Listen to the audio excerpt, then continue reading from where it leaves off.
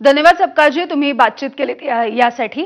आपल्यासोबत ते राष्ट्रवादीचे नेते शशिकांत शिंदे आहेत। शशिकांतजी, आपण बघतोय की आज संध्याकाळी 4 वाजता निवडणूक आयोगाची पत्रकार परिषद आहे, त्यामुळे ज्या स्थानिक स्वराज्य संस्थांच्या निवडणुका लागण्याची अपेक्षा होती आणि दुसरीकडे मतदार यादीमधले घोळ, या सगळ्या पार्श्वभूमीवरती आज घोषणेची शक्यता आहे।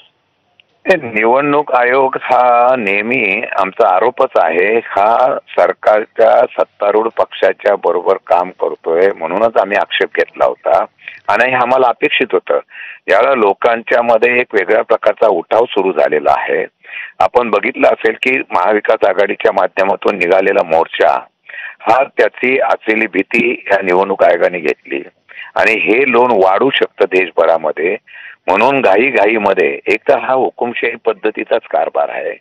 बोगस मतदार यादी स्वतः निवडणूक आयोग मान्य करतंय, सत्तारूढ पक्ष मान्य करतायत, त्यांचे मित्र पक्ष मान्य करतायत।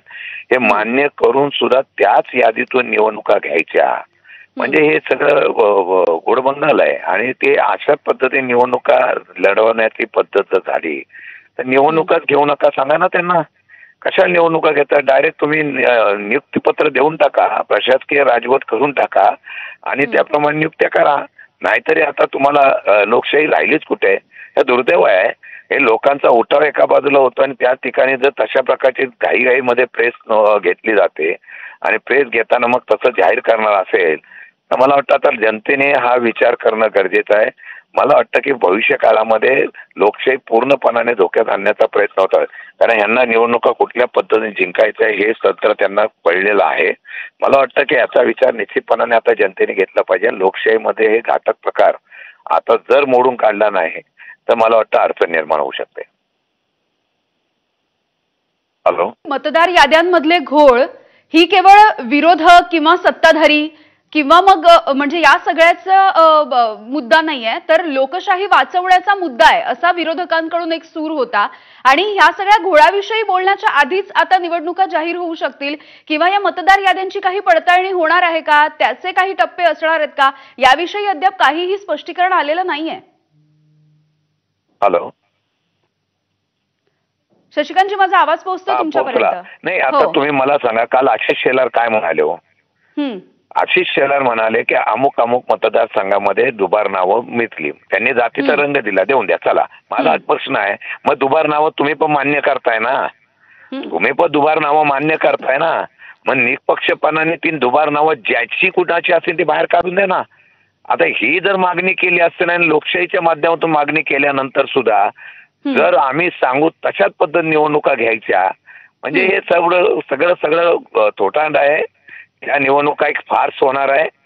सत्ता, संपत्ती, पैसा आणि हा अधिकार यातून निवडणुका घेऊन लोकशाही संपत जाणार आहे आणि म्हणून मला वाटतं की आता इथे कुठेतरी विरोध तीव्रतेने होणं गरजेचं आहे। निवडणूक आयोग काय निर्णय घेतो ते घेऊन द्या, आम्ही एकत्र बसू। आता कोर्टामध्ये त्याला आव्हान दिलेलं आहे, कोर्टाचा निकाल काय येतो ते बघू आणि पुढे काय करायची भूमिका निश्चितपणाने आम्ही ठरवू। बरं शशिकांतजी, ज्या पद्धतीने सत्याचा मोर्चा काढण्यात आला तेव्हा देखील असं म्हटलं गेलं की आधीच्या 2 बैठका, त्याच्यामध्ये झालेली चर्चा, यानंतर सत्याचा मोर्चा आणि याच्यामधूनही काही निष्पन्न झालं नाही तर मग पुढे आम्हाला कोर्टाची पायरी चढावी लागेल आणि न्यायालयीन लढाई लढावी लागेल, तर हीच आता पुढची भूमिका असणार आहे?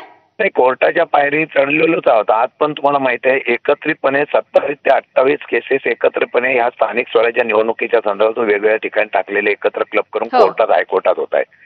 आम्ही सुद्धा या निवडणुकीच्या प्रक्रियेवर अनिल परब वगैरे आम्ही सगळी मंडळी त्या ठिकाणी आम्ही जातोय। आपण त्या कोर्टाचा काय निकाल होतोय बघतो।